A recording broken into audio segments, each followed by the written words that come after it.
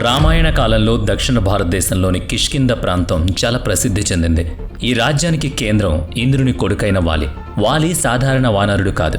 అతనికి 1000 ఏనుగుల బలం ఉండేది. అంతేకాదు, శత్రువు ఎవరైనా సరే తన ఎదురుగా వస్తే వాళ్ల సగం బలం తనలోకి వచ్చేలా అతనికి ఒక వరం ఉంది. ప్రతిరోజు సూర్యకిరణాలు ఋష్యమూక పర్వతాన్ని తాకకముందే వాలి సూర్యభగవానుడికి ఆర్ఘ్యమర్పించేవాడు. పశ్చిమ సముద్రం నుంచి తూర్పు సముద్రం వరకు, అలాగే ఉత్తరం నుంచి దక్షిణం వరకు చాలా వేగంగా ప్రయాణించేవాడు. 4 మహాసముద్రాల సంగమ ప్రదేశాల్లో ప్రార్థనలు చేయడం అతనికి దినచర్య. తనకున్న అపారమైన శక్తి సామర్థ్యాలతో ధర్మాన్ని రక్షించడమే వాలి జీవిత ప్రథమ లక్ష్యం. కానీ వాలి ప్రశాంతమైన జీవితానికి మాయాసురుడి కొడుకైన దుందుబి రూపంలో ఒక సవాల్ ఎదురైంది. తనకున్న వరాలు, అపారమైన శారీరక శక్తితో దుందుబికి చాలా అహంకారం పెరిగిపోయింది. ఆ పొగరుతోనే సాక్షాత్తు హిమవంత మహారాజునే భయపెట్టాలని చూశాడు. అయితే వాలి మాత్రమే అతన్ని అడ్డుకోగలడని తెలిసి హిమవంతుడు దుందుబిని కిష్కింద వైపు పంపించాడు. కిష్కింద ద్వారం దగ్గరికి చేరుకున్న దుందుబి యుద్ధానికి పిలుస్తూ పెద్దగా గర్జించాడు. ఆ అరుపులకి, అతని అడుగుల దెబ్బలకి భూమి అదిరింది. వాలి ప్రశాంతంగా తన భవనం నుంచి బయటకొచ్చాడు. ముందుగా దుందుబికి నచ్చజెప్పే ప్రయత్నం చేశాడు. ప్రాణాలు కాపాడుకోమని, ద్వారానికి అడ్డుగా నిలబడొద్దని సలహా ఇచ్చాడు. కానీ దుందుబి పట్టించుకోలేదు. ఆ తర్వాత వాళ్ళిద్దరి మధ్య భయంకరమైన యుద్ధం మొదలైంది. ఇద్దరు మహాబలుల మధ్య జరిగిన ఆ పోరాటం చాలా భీకరంగా సాగింది. చివరకు వాలి తన నిజమైన శక్తిని చూపిస్తూ దుందుబిని చంపి అతని దేహాన్ని పట్టుకుని గాల్లోకి విసిరేశాడు. ఆ దేహం ఏకంగా 1 యోజనం దూరం వెళ్ళిపడింది. అయితే ఆ శరీరం గాల్లో నుంచి వెళుతున్నప్పుడు ఆ రాక్షసుడి రక్తం కొన్ని చుక్కలు ఋష్యమూక పర్వతం మీద పడింది. ఆ సమయంలో మాతంగ మహాముని అక్కడ యజ్ఞం చేసుకుంటున్నారు. ఆ రక్తం పడి ఆ ప్రదేశం అపవిత్రం కావడంతో మాతంగముని తీవ్రమైన కోపంతో వాలికి ఒక శాపమిచ్చాడు. ఇక ముందు వాలి గనుక ఎప్పుడైనా ఋష్యమూక పర్వతం మీద కాలు పెడితే తల పగిలి వెంటనే ప్రాణాలు పోతాయని శపించాడు. వాలి తన భార్య తారను కేవలం ఒక జీవిత భాగస్వామిగానే కాకుండా ఒక మంచి సలహాదారిగా కూడా చూసేవాడు. చాలా విషయాల్లో ఆమె సలహాలు తీసుకునేవాడు. కానీ తనకున్న కోపం, ఆవేశం వల్ల కొన్నిసార్లు ఆమె హెచ్చరికలను పట్టించుకునేవాడు కాదు. అలాగే తన తమ్ముడైన సుగ్రీవుణ్ణి వాలి సొంత కొడుకులా చూసుకునేవాడు. సుగ్రీవుడు ఎప్పుడూ తనకు నమ్మకమైన సపోర్ట్గా ఉండాలని వాలి కోరుకునేవాడు. కానీ దుందుబి మరణం తర్వాత అతని అన్న మాయావి పగ తీర్చుకోవడానికి కిష్కింద ద్వారాల దగ్గరకు వచ్చాడు. వాలి అతన్ని ఎదుర్కోవడానికి వేగంగా బయటకు వెళ్ళగా సుగ్రీవుడు కూడా అన్న వెంటే వెళ్ళాడు. ఆ ఇద్దరు అన్నదమ్ములను చూసి భయపడిన మాయావి ఒక పెద్ద లోతైన గుహలోకి వెళ్లి దాక్కున్నాడు. ఆవేశంలో ఉన్న వాలి తాను తిరిగి వచ్చే వరకు గుహద్వారం దగ్గరే కాపలా ఉండమని సుగ్రీవుడికి చెప్పి లోపలికి వెళ్ళాడు. సుగ్రీవుడు అన్న కోసం ఎదురు చూస్తూనే ఉన్నాడు. రోజులు గడిచాయి, నెలలు గడిచాయి. అలా 1 సంవత్సరం మొత్తం గడిచిపోయింది. సుగ్రీవుడు ఆ గుహద్వారం దగ్గర ఒక కాపలాదారుడిలాగా అలాగే నిలబడిపోయాడు. భూమి అడుగు భాగం నుంచి వినిపిస్తున్న భయంకరమైన యుద్ధపు శబ్దాలు తప్ప అతనికి మరీ వినిపించటం లేదు. చివరకు ఆ గుహల నుంచి ఒక పెద్ద రక్తపు ధార బయటకు రావడం మొదలైంది. అప్పుడే సుగ్రీవుడికి రాక్షసుడి గర్జన లాంటి ఒక శబ్దం కూడా వినిపించింది. వాలి యుద్ధంలో చనిపోయాడని సుగ్రీవుడు పొరబడ్డాడు. ఆ రాక్షసుడు బయటకొచ్చి రాజు లేని కిష్కిందను నాశనం చేస్తాడని భయపడ్డాడు. తన రాజ్యాన్ని, ప్రజల్ని కాపాడుకోవడం కోసం సుగ్రీవుడు ఒక కఠినమైన నిర్ణయం తీసుకున్నాడు. ఆ గుహ ద్వారానికి అడ్డుగా ఒక పెద్ద శిలను పెట్టి దాన్ని పూర్తిగా మూసేసి బాధతో కిష్కిందకు తిరిగొచ్చాడు. కానీ గుహ లోపల జరిగింది వేరు. వాలి నిజానికి ఆ మాయావిని చంపేశాడు. బయటకొచ్చిన ఆ రక్తం రాక్షసుడిదే. అలాగే సుగ్రీవుడికి వినిపించిన ఆ గర్జన వాలి విజయనాదం. వాలి చాలా కష్టపడి పైకి వచ్చేసరికి గుహద్వారం ఒక పెద్ద బండరాతితో మూసి ఉండడం చూశాడు. అది అనుకోకుండా జరిగింది కాదని, తనను చంపడానికి వేసిన కుట్ర అని వాలి అనుకున్నాడు. కోపం, అనుమానంతో రగిలిపోయిన వాలి ఆ పెద్ద శిలను ముక్కలు ముక్కలుగా బద్దలుగొట్టాడు. అక్కడి నుంచి చాలా వేగంగా కిష్కిందకు చేరుకున్నాడు. కోపంతో రాజభవనం తలుపులను బద్దలు కొట్టుకుని లోపలికి వెళ్ళాడు. అక్కడ సుగ్రీవుడు సింహాసనం మీద కూర్చునుండడం చూశాడు. వాలి ప్రాణాలతో తిరిగి రావడం చూసి సుగ్రీవుడు సంతోషించాడు.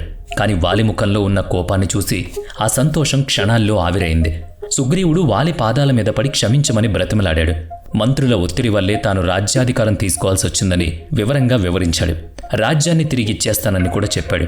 కానీ ప్రతీకార జ్వాలతో రగిలిపోతున్న వాలి అతని మాటలు ఏమాత్రం వినలేదు. వాలి తన పిడిగుద్దులతో సుగ్రీవుడిని దారుణంగా కొట్టి రాజ్యంలో నుంచి తరిమేశాడు. అడవుల్లోకి పారిపోతున్న సుగ్రీవుణ్ణి వెంబడించాడు. ప్రాణాలు కాపాడుకోవడానికి సుగ్రీవుడు వాలి అడుగు పెట్టలేని ఒకే ఒక్క ప్రదేశానికి పారిపోయాడు. అదే ఋష్యమూక పర్వతం. మాతంగ ముని ఇచ్చిన శాపం వల్ల ఆ పర్వతం మాత్రమే సుగ్రీవుడికి సురక్షితమైన ప్రదేశంగా మారింది. వాలి కిష్కిందకు తిరిగొచ్చాడు. కానీ అతని కోపం చల్లారలేదు. ఆ కోపంలోనే వాలి ఒక ఘోరమైన పాపం చేశాడు. సుగ్రీవుడి భార్య అయిన రుమను బలవంతంగా లాక్కొని తన దగ్గరే ఉంచుకున్నాడు. తమ్ముడి భార్యను ఇలా సొంతం చేసుకోవడం చాలా పెద్ద అధర్మం. ఇదొక సాధారణ కుటుంబ కలహం కాదు. సీతాదేవిని అపహరించిన రావణుడి పాపం లాంటిదే ఇది కూడా. ఇప్పుడు దేవుడే నేరుగా కల్పించుకోవాల్సిన పరిస్థితి. సుగ్రీవుడి రాత శ్రీరాముడు లక్ష్మణుడు అనే ఇద్దరు వ్యక్తుల రాకతో పూర్తిగా మారిపోయింది. రావణుడి చేతిలో సీతాదేవిని కోల్పోయిన తర్వాత వాళ్ళు పంపా సరోవరానికి చేరుకున్నారు. ఋషముఖ పర్వతం మీద నుంచి ఈ ఇద్దరు వీరులను చూసిన సుగ్రీవుడు మొదట భయపడ్డాడు. వాళ్ళెందుకొచ్చారో తెలుసుకోవడానికి హనుమంతుణ్ణి పంపాడు. ఈ కలయిక వారి జీవితాల్లో ఒక గొప్ప స్నేహానికి దారితీసింది. హనుమంతుడు శ్రీరాముడి దైవత్వాన్ని గుర్తించాడు. ఆ తర్వాత రామ సుగ్రీవుల మధ్య ఒక ఒప్పందం కుదిరింది. శ్రీరాముడు వాలి భయాన్ని పోగొడితే సీతాదేవిని వెతకడానికి సుగ్రీవుడు వానర సైన్యాన్ని పంపిస్తానని మాటిచ్చాడు. కానీ సుగ్రీవుడి మనసులో ఇంకా వాలి బలం మీద భయం అలాగే ఉంది. వాలి చాలా సునాయాసంగా విసిరేసిన దుందుబి రాక్షసుడి పెద్ద అస్థిపంజరాన్ని సుగ్రీవుడు రాముడికి చూపించాడు. సుగ్రీవుడి అనుమానాన్ని తీర్చడానికి శ్రీరాముడు తన శక్తిని ప్రదర్శించాడు. ముందుగా చాలా సులువుగా తన కాలి బొటన వేలితో ఆ దుందుబి అస్థిపంజరాన్ని 10 యోజనాల దూరం ఎగరేశాడు. ఆ తర్వాత ఒకే ఒక్క బాణంతో 7 పెద్ద సాల వృక్షాలను ఛేదించాడు. ఆ బాణం మళ్లీ తిరిగొచ్చి శ్రీరాముడి అమ్ముల పదులోకి చేరింది. దీని ద్వారా వాలి బలాన్ని ఓడించగల ఖచ్చితత్వం, శక్తి శ్రీరాముడికి ఉన్నాయని సుగ్రీవుడికి అర్థమైంది. అయితే ఎదురుగా వచ్చిన ప్రత్యర్థి సగం బలాన్ని వాలి లాగేసుకోగలడు కాబట్టి అతన్ని చాటుగా చంపాలన్నది వాళ్ళు తీసుకున్న అతి ముఖ్యమైన ప్లాన్. మొదట సుగ్రీవుడు వాలిని సవాలు చేసినప్పుడు వాళ్ల ప్లాన్ విఫలమైంది. ఇద్దరు అన్నదమ్ములు బాహాబాహి చేసుకుంటున్నప్పుడు వాళ్ల శరీరాలు రక్తంతో తడిచిపోయాయి. ఇద్దరూ ఒకేలా ఉండడంతో శ్రీరాముడు వాళ్ల మధ్య తేడాను గుర్తించలేకపోయాడు. వాలి దెబ్బలకు ప్రాణాలు అరచేతిలో పెట్టుకుని సుగ్రీవుడు మళ్లీ పర్వతం మీదకి పారిపోయాడు. అందుకే రెండోసారి యుద్ధానికి వెళ్లే ముందు రాముడు సుగ్రీవుడి మెడలో గజపుష్పమాలను వేశాడు. సుగ్రీవుడు రెండోసారి కిష్కింద ద్వారం దగ్గరికి వెళ్లి గట్టిగా గర్జించాడు. ఆ అరుపు విన్న తారకు ఏదో కీడు జరుగుతోందని అర్థమైంది. రామ సుగ్రీవుల స్నేహం గురించి చెప్తూ బయటకు వెళ్లొద్దని వాలిని బ్రతిమలాడింది. కానీ అహంకారంతో ఉన్న వాలి ఆమె మాట పక్కన పెట్టాడు. విపరీతమైన కోపంతో బయలుదేరాడు. ఇద్దరు అన్నదమ్ములు మళ్లీ యుద్ధంలోకి దిగారు. కానీ ఈసారి రాముడి ఫోకస్ వాలి ఛాతి మీద ఉంది. వాలి సుగ్రీవుణ్ణి కొట్టడానికి పిడికిలి పైకెత్తగానే శ్రీరాముడు బాణం ఒక కాంతి పుంజంలా వచ్చి వాలి గుండెల్లోకి దిగబడింది. వాలి కింద పడిపోయాడు గాని ప్రాణాలు వెంటనే పోలేదు. ఇంద్రుడు ఇచ్చిన స్వర్ణ పథకం అతన్ని కొంతసేపు బ్రతికేలా చేసింది. ఆ చివరి క్షణాల్లో వాలి శ్రీరాముడి ప్రవర్తనను ప్రశ్నించాడు. ఒక రాజు చాటుగా దాడి చేయడం యుద్ధ నియమాలకు విరుద్ధం అని అన్నాడు. అప్పుడు శ్రీరాముడు చాలా ఓపిగ్గా వాలి తప్పులను వివరించాడు. తమ్ముడి భార్యను బలవంతంగా లాక్కోవడం ధర్మానికి విరుద్ధం, అందుకే ఈ శిక్ష విధించాను అని చెప్పాడు. ఒక జంతువులా ప్రవర్తించే రాజుని ఒక జంతువుని వేటాడినట్లే చంపాలని రాముడు సమాధానమిచ్చాడు.